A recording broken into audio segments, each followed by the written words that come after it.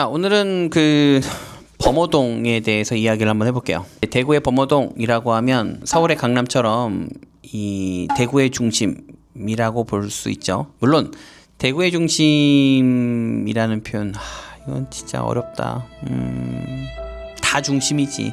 모든 상권이 중심이야. 근데 이게 프리미엄 딱지가 붙어 있다. 뭐 예를 들면 아파트를 투자했다 또는 상가를 투자했다 라고 했었을 때 그래도 5년 뒤에 10년 뒤에 이제 약간 부동산이 좀 오르지 않을까, 약간 투자 대비 이런 효율성을 좀 찾아갈 수 있는 곳이 아닐까라는 그 기대감이 있는 도시라는 부분들로 중심이라고 보면 좋을 것 같고요. 이거 말 되게 조심하게 해야 되네. 자, 그럼에도 불구하고 이제 범어동에 대한 부분들 안에서 이게 역세권이다, 행정구역이 많다, 병원이 많다, 아이들 학원이 많다, 더 나아가서는 이제 안정적인 이제 수준에 올라와 있는 그런 인구들이 많다. 그러니까 아파트 대단지가 많다, 이게 초고가의 그런 주상복합이 많다, 뭐 등등의 가치가 있다라고 하는 되게 여러 가지 요소들을 가지고 있잖아요, 도시가.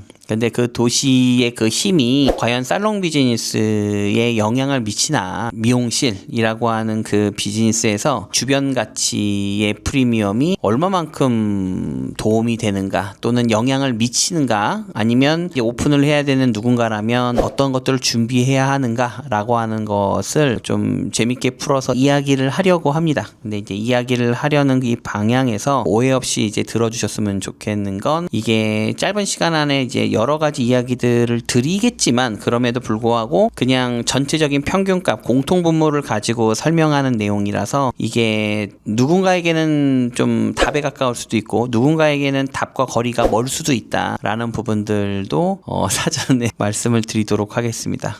되게 어렵구나 이런 거. 아파트 시세는 자산의 크기를 말해주지만 이 자산의 크기가 얼마만큼 미용실 사업에 영향을 미치는가 라고 하는 부분들은 좀 다르게 해석할 수 있습니다. 많은 사람들이 오해할 수 있는 부분들이, 돈을 많이 버는 사람들은 살롱에서 많은 돈을 쓴다라고 볼 수 있지만, 사실 제가 경험했던 좀 상권의 가치가 높은 곳들, 부동산 시세가 이제 남다르다, 천문학적이다 라고 하는 곳들은 소비의 움직임이 좀 달랐던 것 같기는 해요. 물론 이게 서울과 대구의 차이가 있을 수도 있겠지만 그럼에도 불구하고 이 자산을 축적하게 되는 그러한 직업이라든가 아니면 그 사람의 라이프 스타일이 이제 어떠하냐에 따라서 자산의 크기가 이제 미용실에서, 그러니까 자신의 아름다움에 투자한다와 연결이 되더라 라고 하는 부분들을 말씀드리고 싶어요. 좀 더 구체적으로 설명을 하면요, 예를 들면 자산의 크기를 만들어내는 어떻게 보면 활동을, 예를 들어 직업이다, 그 직업이 서비스업을 기준으로 한다. 예를 들면 의료 서비스라고 하겠습니다. 자, 의사군이라고 한다라고 치면 그 의사군에서도 이게 수술의 영역이 많은 사람들과 상담의 영역과 이런 진료의 영역이 많은 사람들이 이제 구분될 수 있을 걸로 예상이 되고, 이제 전자보다 이제 후자에 해당하는 사람들은 많은 대중들을 만나게 되는 그런 상황이다 보니 자신의 이미지에 기본적인 투자는 한다, 정기적인 그런 관리를 받는다라고 볼 수 있을 것 같아요. 그런 사람들이 모여 사는 아파트다, 상권이다라고 하면 그러한 케이스에서는 분명 정기적인 아름다움, 사실 아름다움보다는 이미지 관리라고 하는 게 맞는 것 같아. 그래도 이미지 관리를 하게 된다라고 하는 부분, 그럴 가능성이 높다라는 걸 말씀드릴 수 있죠.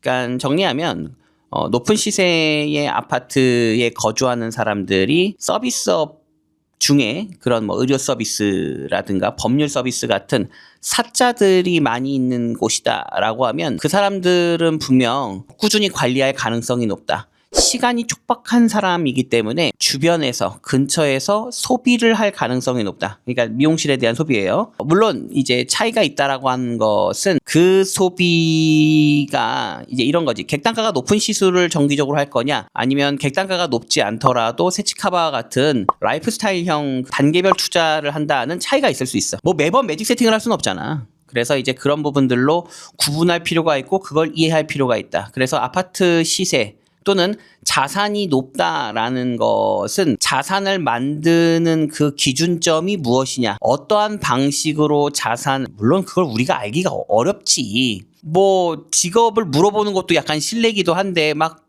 어떻게 돈을 축적했어요? 주식은 뭐 하세요? 이럴 순 없잖아, 사실. 이제 그런 이야기를 하는 건 아니고, 기본적으로 이제 그런 사람들이 모여 살더라 라고 하는 정도는 그 도시의 이야기 안에서 충분히 들을 수 있어. 뭐 더 나아가선 그냥 부동산에 이제 가서 어느 정도 뭐 그렇다고 해서 막 청문회처럼 질문을 하는 건 아니겠지만, 뭐 이야기 몇 번 나누면 대충 이 아파트에는 그런 사람들이 많이 살더라. 이쪽 학교는 그런 자녀들이 많더라. 이런 정도는 충분히 소통이 가능할 것 같고 정보를 취합할 수 있을 것 같아서 그러한 부분들을 유심히 관찰하는 게 좋다라고 보죠. 근데 뭐 한국 전체가 다 그렇지 않나?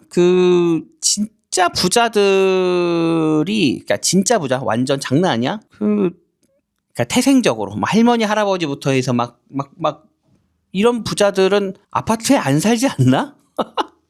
이거는 개인적 의견입니다. 자, 어찌됐건. 그래서 제가 느끼기에는 자수성가한 사람들이 그러한 초고가 또는 역세권에 이제 좀 가치 있는, 미래 비전이 있는 그런 곳에 좀 주둔하고 있지 않나. 그게 또 나중에 부동산 가치도 있을 거 아니야. 그래서, 이거 너무, 뇌피셜이긴 한데, 자, 그럼에도 불구하고. 아니, 제가 이제 제 경험상, 제가 그렇다는 건 아니고, 제 경험상. 그래서 이제 그런 상황들을 봤었을 때, 아파트의 시세가 자산의 크기, 또 자산의 크기가 무조건적으로 살롱에 투자를 한다, 소비를 이끈다라고 볼 수는 없다. 이게 자산을 만들어내게 되는 그 과정이 중요하고, 그 어떤 방식이 중요한데, 사실 그 방식을 우리가 알 길은 없지만, 직업적인 부분들로 유추할 수 있다. 추론해 볼 수 있다. 그런 것들은 부동산 또는 그 학원 관련된 부분들에서 확인할 수 있다라는 부분들로 해석할 수 있을 것 같습니다.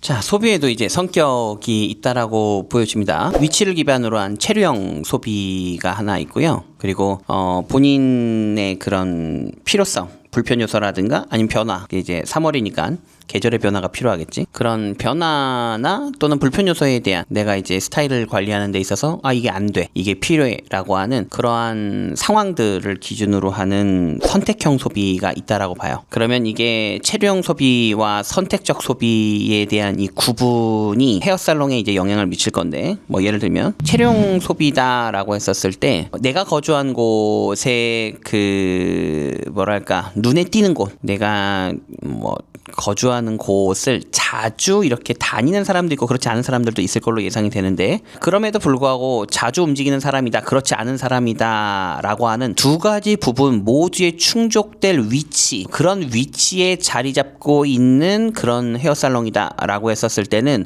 분명 내가 가까운 곳이니까 가봐야겠다, 내가 가깝기 때문에 여러 가지들의 이점이 있다, 내가 필요할 때 소비할 수 있다 라고 하는 그런 안심 또는 어느 정도의 안정을 기준으로 하는 소비가 발생할 수 있다 보니, 이게 어디에 위치해 있느냐 그리고 눈에 띄느냐라고 하는 부분들은 분명 헤어살롱의 매출에 도움이 될 가능성이 높아요. 물론 이렇게도 봐야지. 눈에 띄었는데 그렇다고 눈에 띈다고 무조건 들어가나? 그렇진 않을 거 아니야. 눈에 떠서 여러 가지 플랫폼을 보겠죠? SNS 정보를 확인할 것 같아. 뭐 인스타그램도 찾아볼 수 있을 것 같고, 네이버도 찾아볼 수 있을 것 같고, 구글도 찾아볼 수 있을 것 같고, 더 나아가서는 요즘스럽게 GPT한테 물어볼 수도 있겠지. 찾아보고 물어봤는데 요즘스럽지 않거나 또는 자신의 퀄리티에 이제 좀 거리감이 있다, 내가 갈 만한 사이즈, 이제 사이즈라는 꼭 규모만 이야기를 하는 건 아닌 것 같아요. 뭔가 쉽게 얘기하면 그림이 안 나온다. 내가 거기서 머리를 딱 하고 있는 걸 상상을 했는데 안 나와. 그림 안 나와. 막 아쉬워, 막 슬퍼, 막 이렇다라고 하면 안 가겠죠. 그렇죠? 그럼에도 불구하고 이제 체령 소비에서 눈에 띌 수 있느냐 없느냐는 이제 가장 중요한 요소 중에 하나라고 보여져요. 왜냐면 바쁜 사람들이 일일이 다 검색해서 그걸 찾아내서 비교 평가하고, 물론 그런 사람들도 있을 수 있어. 정답이 있는 건 아니니까. 자, 그래서 결론만 얘기하면 이제 체류형 소비의 형태는 내가 거주하는 위치를 기반으로 해서 내가 여기에 살아가는 그 과정에서 얼마만큼 나한테 유리한 위치인가. 그 유리한 위치는 내 소비를 자극할 수 있다. 그러니까 미용실을 선택할 수 있다. 뭐 이런 부분들로 해석해 주시는 게 좋을 것 같고요. 또 하나 설명드리고 싶은 게 이제 아까 말씀드렸던 것처럼 그런 거 있잖아. 계절이 바뀌었어. 그래서 나 바꿔야겠다. 머리 좀 해야겠다. 또는 뭐 태생적으로 곱슬기가 많아서 나 이제 곱슬기를 제거할 때가 됐어. 또는 모량이 전체에 없는 사람들의 입장에서 난 좀 이제 봄이니까 화사하게 좀 약간 볼륨감을 잡아야겠다. 난 조금 더 26년에 어려 보여야겠다라는 그런 니즈에 따라서 선택형 소비를 할 수도 있습니다. 자, 이게 양쪽의 차이가 있을 것 같아요. 자, 전자는 뒤지는 형태는 아니라고 했어. 그러니까 위치상 이게 나한테 유리해 라고 하는 부분들이 베이스가 되고, 그걸 베이스로 해서 정보를 약간 찾아본다 라고 하면, 두 번째 같은 경우는 이게 먼저 찾겠죠. 내 근처 미용실 뭐 이런 식으로 찾겠지. 찾는 그 과정 안에서 분명 위치도 따로 볼 거야. 그러니까 이제 순서가 좀 차이가 있지 않을까라고 생각을 해요. 그쵸? 순서라는 게 위치를 먼저 찾느냐 아니면 정보를 먼저 찾느냐 이건데, 이게 선택형 소비에 대한 부분들은 생각보다 우리가 이 부분들을 활용할 수 있는 방법이 어렵지 않습니다. 왜냐하면 선택적 소비라고 하는 건 해당 도시 또는 상권에 거주하는 사람들의 기본적인 연령과 성별 그리고 자산 규모, 그러니까 아파트 시세지 이런 부분들만 이해할 수 있다면, 이 사람들은 이 연령대니까 이러한 헤어스타일을 정기적으로 할 가능성이 높다. 또는 이러한 직군들이 많다 보면 이러한 사람들은 이러한 시술로 이미지를 쇄신할 가능성이 높다라고 하는, 기본적으로 이 사람이 반드시 해야 할 내용들이, 그러니까 이제 헤어스타일에 대한 그런 부분들이 어느 정도 구분돼서 이제 확인할 수 있어요. 그러니까 무슨 말이냐면, 이 사람들의 연령과 직업군에 대한 이해만 있으면 이 사람이 선호할 디자인을 알 수 있다라는 거야. 선호할 디자인을 알 수 있다라고 하는 건 이 사람의 시술의 유통기한 또는 이 사람이 시술을 하면서 겪게 되는 불편 요소에 대한 이해가 생길 수 있다라는 거지. 예를 들면 정기적으로 세치 카바를 해야 되는 사람이라고 했었을 때, 세치 카바를 이제 기준으로 하면 이 세치 카바 할 때 따갑다라고 하는 자극에 민감한 사람이 있을 수 있고, 그리고 세치카바의 유지기간이 길다 짧다, 뭐 긴 것이 불편하진 않겠지. 그러니까 세치카바의 유지력이 짧아서 불편한 사람이 있고, 손상도가 불편한 사람들도 있을 거고, 그러한 세치커버를 하는 그 과정에서도 한색이냐 난색이냐 명도가 높다 낮다를 기준으로 해서 내 이미지에 얼마만큼 잘 받는 세치커버를 하느냐에 대한 부분들도 충분히 고려할 수 있는 살롱을 찾을 가능성이 높잖아. 그러니까 불편 요소를 해결해 줄 수 있는 그러한 살롱들을 찾아내길 희망할 거라는 거지. 그런 것들이 개선될 수 있는 그런 정보량이 많으면 선택형 소비, 선택적 소비에 대한 부분들에 우위를 갖는 거지. 그러니까 우리가 선택될 가능성이 높다라는 거야. 그리고 나서 그 선택될 가능성을 높이는 그 상황에서 이 사람들은 뭐 아까 얘기했던 위치를 찾거나 그 외에 뭐 만족 사례를 찾거나 아니면 디자이너의 프로필을 보거나 브랜드 이미지를 보거나 뭐 이런 부분들로 이어지지 않을까라고 생각이 들어요. 그래서 분명 이런 체류형 소비 그리고 선택형 소비에 대한 부분들은 헤어살롱의 매출에 직접적인 영향을 미칠 수 있다라는 부분들을 이해하면 좋아요. 자, 라이프 스타일의 소비 상권을 말씀드리고 싶은데요. 이게 이제 어떻게 해석하면 좋냐면, 기본적으로 이제 아까 말씀드렸던 자산 기반의 그 소비 상권은 부동산 가치 중심 또는 소비자들의 보수적이고 선별적이고, 이렇게 표현해야지. 약간 똑똑하다, 현명하다. 그래서 필요할 때 쓴다. 필요할 때 쓴다라는 것에 대한 이해가 확실하죠. 이제 일반적으로 이제 자산이 있다라고 하는 사람들이 뭐 젊은 층도 있겠지만 사실 젊은 층보다는 그래도 뭐 40대들이 많지 않을까라고 이제 생각을 해보는데, 그러면 이제 40대들의 현명함은 이게 학습으로 이루어진 게 아닐 가능성이 높거든. 많은 경험을 토대로 그 경험에서 나오는 이 약간 그런 조절, 그 선택의 그 기준이라고 봐요. 무슨 말이냐? 한 20년간 성인으로서 살아가다 보면 이게 나한테 딱 맞는 게 뭔지, 지금 내 삶에서 우선순위가 뭔지, 그리고 그 우선순위를 기준으로 해도 그 안에서 이제 더 나은 것이 뭔지를 선별할 수 있는 나만의 기준이 생기는 뭐 그런 게 아닐까. 그래서 쉽게 얘기하면 이제 자산 기반이다라고 했었을 때는 이제 그러한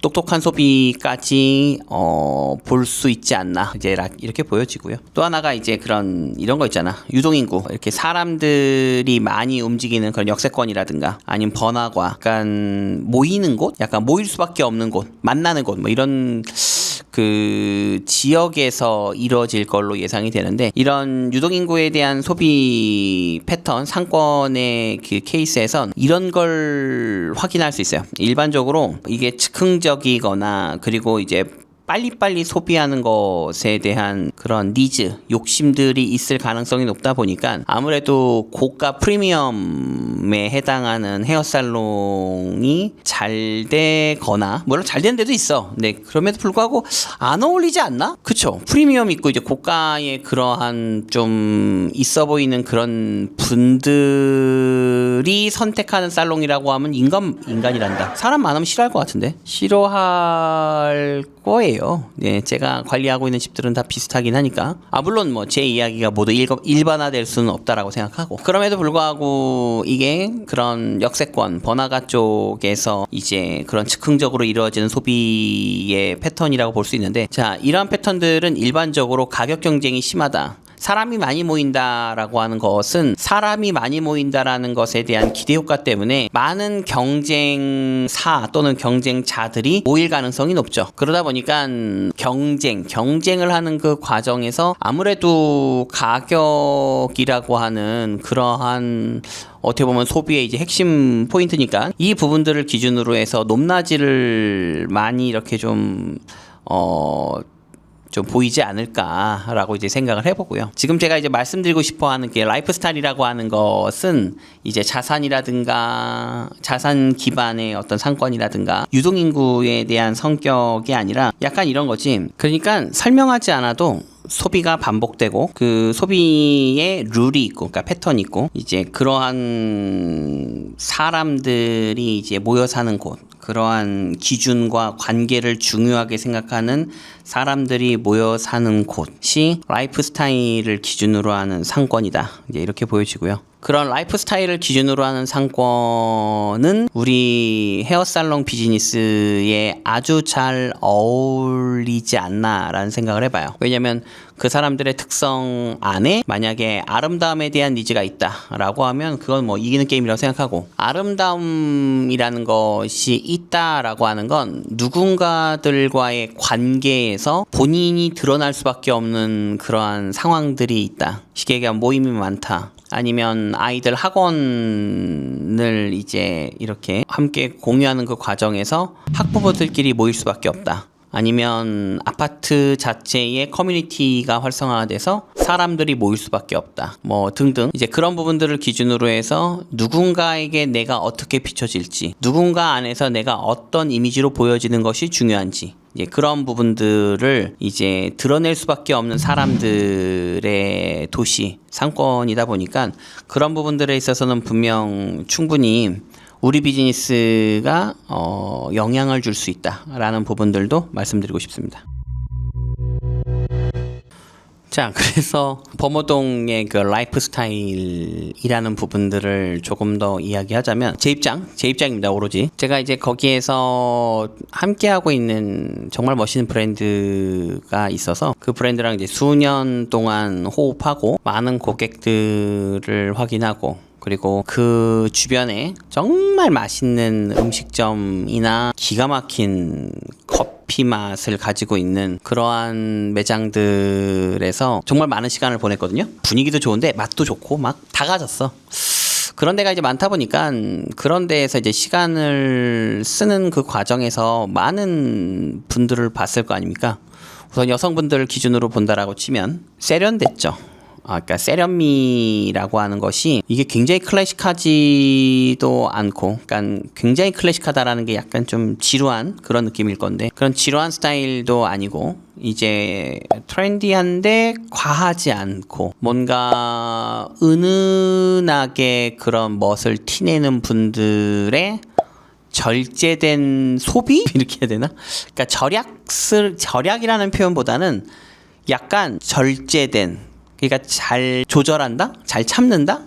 그러니까 지나치거나 과하지 않은 그러한 음식 패턴도 있고, 약간 의상이라든가 헤어라든가 액세서리가 주는 너무 과하지 않음. 물론 이게 뭐 개인차가 있을 것 같긴 한데, 뭐 그런 부분들이 많이 느껴지는 곳이다라고 봤었을 때, 여기는 생각보다 선별적인 소비 습관을 가지고 있구나. 그러면 고객의 마음을 잘 알아야겠구나. 이게 비싼 상권이다라고 해서 무조건 프리미엄 딱지를 붙이고 거기에 맞게 대우를 하거나 거기에 맞게 제한을 한다는 의미가 없고, 선별적인 소비라든가 자기 기준이 명확한 내용들 안에서 뭔가를 해야 하다 보니 이 도시를 잘 알아야겠는데?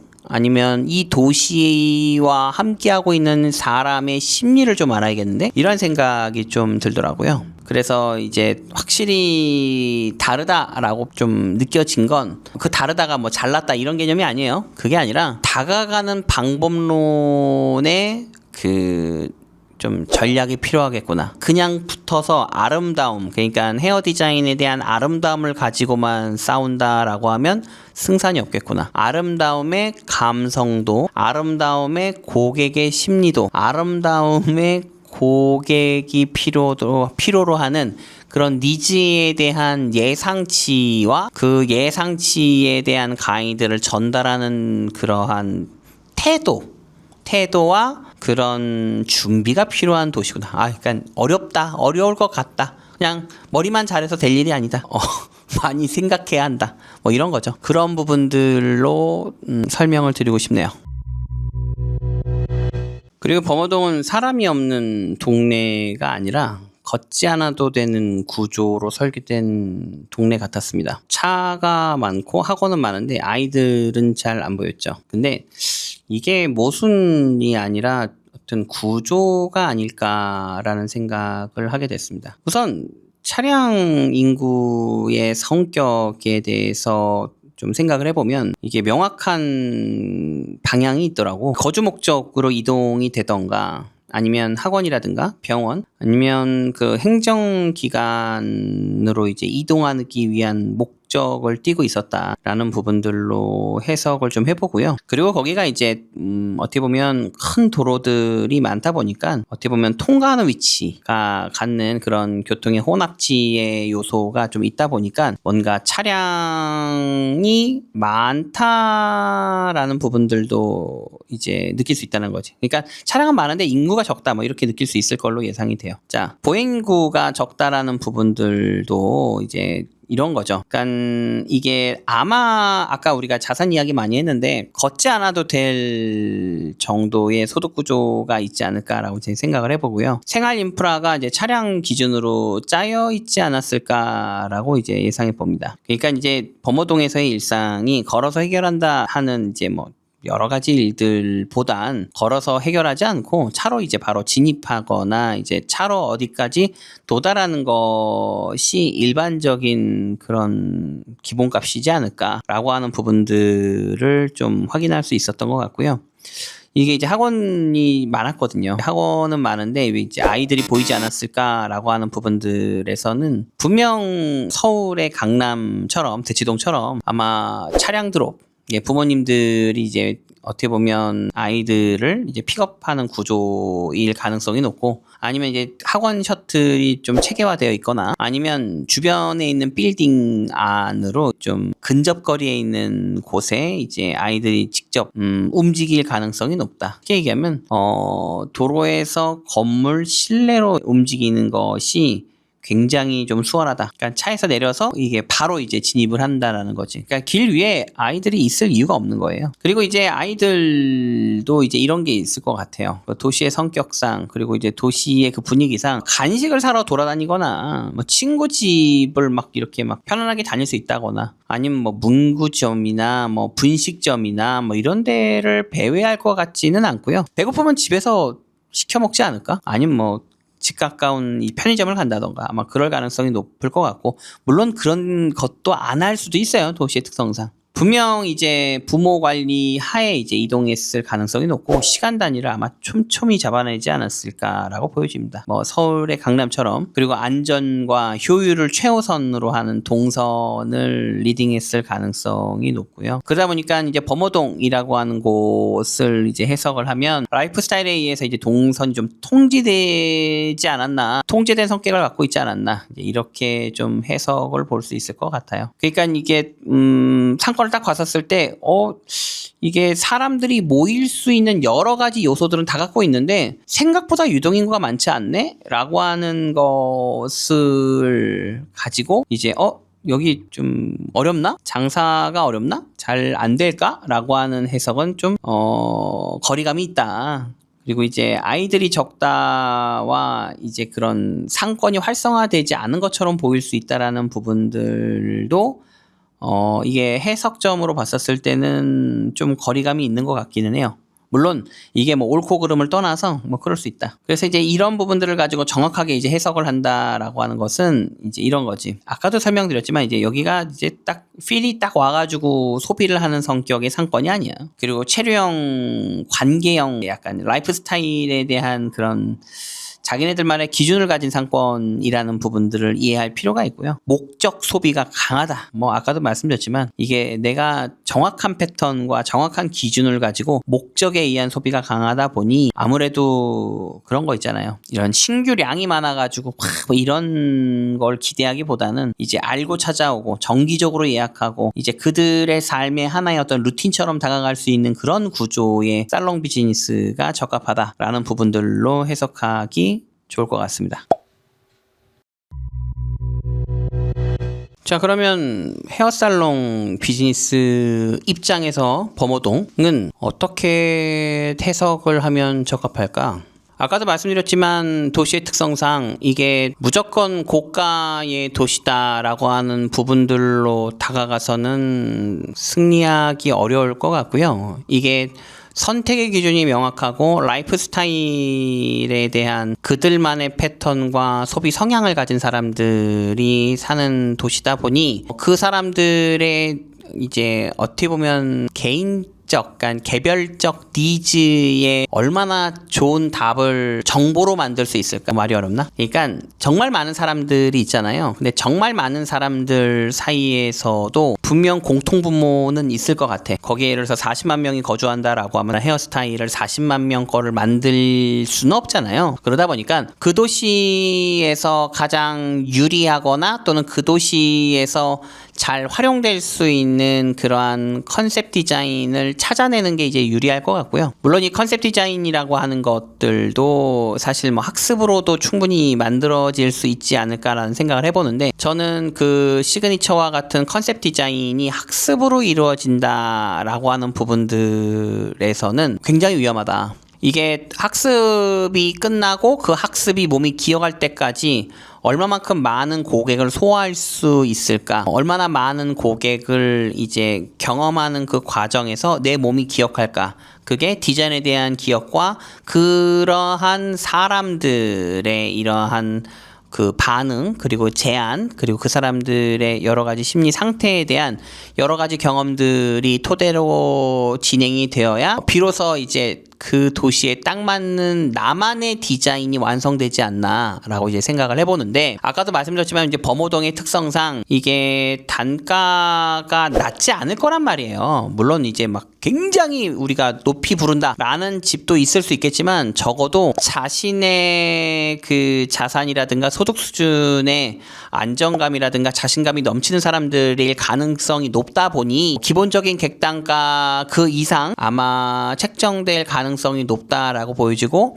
그러한 사람들이 선택하는 살롱이라고 하면 아마 그 사람들은 굉장히 디테일하게 따져보고 자기 기준에 맞다 틀리다를 어떻게 보면 확인하고 우리를 찾을 가능성이 높단 말이에요. 그러면 그 우리를 찾는 그 과정에서 우리가 그러한 만족도를 높일 수 있는 제대로 된 준비가 되어 있지 않고 학습을 통해서 이해는 됐으나 몸이 기억되지 않거나 고객 또는 사람에 대한 경험이 적어서 아직 준비되지 않은 상태에서 고객을 만났을 경우 해당 고객은 VIP 또는 재방 고객이 될 가능성이 매우 적은 도시, 고객이 여러 번 기회를 주지 않는다, 줄 리가 없다 라는 부분들이 더 정확할 수 있을 것 같아요. 그래서 까다로운 고객이라고 표현한다도 뭐 그럴 수 있지만 사실상 까다롭다 보다는 우리가 그들을 케어할 준비가 되어 있는가. 예를 들면 그 사람들의 단발이라는 것이 이런 시내 쪽에서 동성로에서 보여줄 수 있는 태슬과 다른 그러한 클래식함과 트렌디함 그 어딘가에서 손질과 세련을 줄 수 있는 그 준비가 얼마만큼 되어 있고 그걸 구현하는 데 있어서 그 사람 이제 고객이죠. 고객과 소통을 하고 고객과 디자인을 함께 이끌어가는 그 과정에서의 태도, 고객과 이야기를 나누고 고객과 어떤 관계를 유지하는 그 태도 역시 준비가 되어 있다, 준비가 되어 있지 않다의 그 수준으로 다음 방문이 이루어질 수 있다, 없다가 구분될 수 있는 도시라는 거지. 어렵다. 뭐 다 어렵지. 모든 도시가 어려워. 근데 어려울 수 있다. 어려울 수 있다. 그러니까 이게 예를 들어서 20대를 대상으로 하는 비즈니스라고 하면 20대는 자기만의 디자인 기준이 없을 거고 예를 들어서 새롭게 이 발표된 트렌드한 디자인에 대한 경험을 한 번도 못 해봤을 가능성이 높단 말이에요. 20대는. 그러면 한 번도 해보지 않은 디자인을 만났을 경우에 이 머리가 잘 나왔어 안 나왔어 나한테 맞아 틀려 라는 명확한 기준이 없거든. 근데 이렇게 40대를 기준으로 해서 뭐 30대 중후반부터 40대 그 이상으로의 고객을 기준으로 한다라고 치면 그리고 사회적으로 안정적인 삶을 살고 자산과 소득에 자신감이 있는 사람들이 자기 기준을 가지고 살롱을 찾는 그 과정에서 준비되지 않은 그게 기술력이 되었건 상담 능력이 되었건 태도가 되었건 환경이 되었건 준비되지 않은 상태에서의 그 모든 것들을 만났을 때는 만족을 줄 가능성은 없다. 불가능하다. 만족할 리 없다. 그 만족할 리 없는 그 상황을 알면서도 그럼 과연 그 살롱 비즈니스를 하는 CEO 분들은 준비되지 않은 상태에서 계속 운영을 할 것인가 또는 준비하는 과정에서 팀원들이 그 준비 과정의 고됨, 자기 시간을 써야 하는 불편함 이 부분들을 이해시킬 건가? CEO들이 우리 팀원들한테 그 팀원들은 과연 그걸 견딜 수 있을 것인가? 더 나아가서 준비되지 않은 디자이너들의 입장에서도 많은 고객들을 만나야 그들이 성장을 할 건데 만나야 할 그 상황들을 과연 범어동의 CEO들은 고객을 잃을 수 있다라는 두려움을 가지고 있는 상태에서 아이들에게 기회를 줄 것인가? 또는 그 두려움이 어느 수준인지를 아이들에게 이해시킬 것인가? 등등의 그런 어려움과 많은 에피소드들을 만나지 않을까 싶죠. 아시잖아. 뭘 선택해도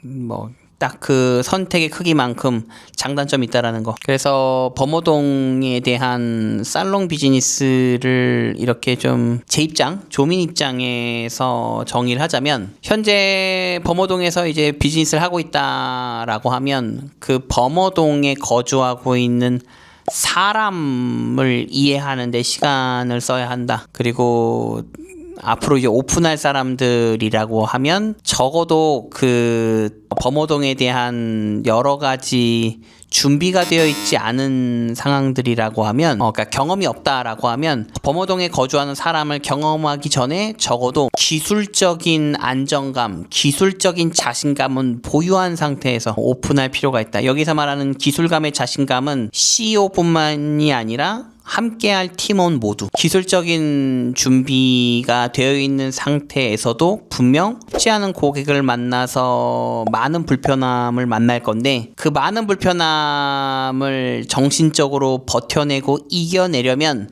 적어도 디자인에 대한 책을 잡히면 안 된다 라고 하는 부분들에 있어서 그런 상황들을 준비하면 아마 좋은 비즈니스를 이어나갈 수 있지 않을까 라는 생각을 해봅니다.